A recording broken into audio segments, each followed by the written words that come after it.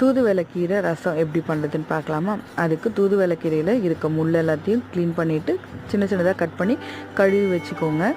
இப்போ ஒரு மிக்ஸி ஜாரில் 1 ஸ்பூன் மிளகு, 1 ஸ்பூன் சீரகம், 2 காஞ்ச மிளகா, 4 பல் பூண்டும் சேர்த்து நல்லா கொரகொரப்பாக அரைச்சிக்கோங்க.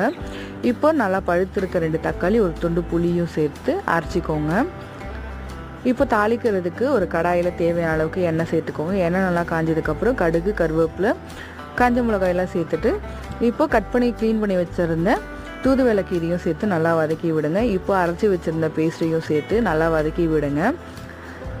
இப்போ கொஞ்சமாக மஞ்சத்தூள், பெருங்காயத்தூள் சேர்த்துட்டு ரசத்துக்கு தேவையான அளவுக்கு தண்ணி சேர்த்துக்கோங்க. நல்லா கலந்து விட்டுருக்கோங்க. இன்னும் கொஞ்சம் தண்ணி வேணும்னாலும் சேர்த்துக்கோங்க. இப்போ தேவையான அளவுக்கு உப்பு சேர்த்து நல்லா கலந்து விட்டுட்டு ரொம்ப கொதிக்க விட வேணாம். ஒரு கொதி வந்த உடனே இறக்குனீங்கன்னா சூப்பரான தூதுவளைக்கீரை ரசம் ரெடி. இதே மாதிரியான வீடியோஸ் பார்க்கறதுக்கு நம்மளோட சேனலை சப்ஸ்கிரைப் பண்ணி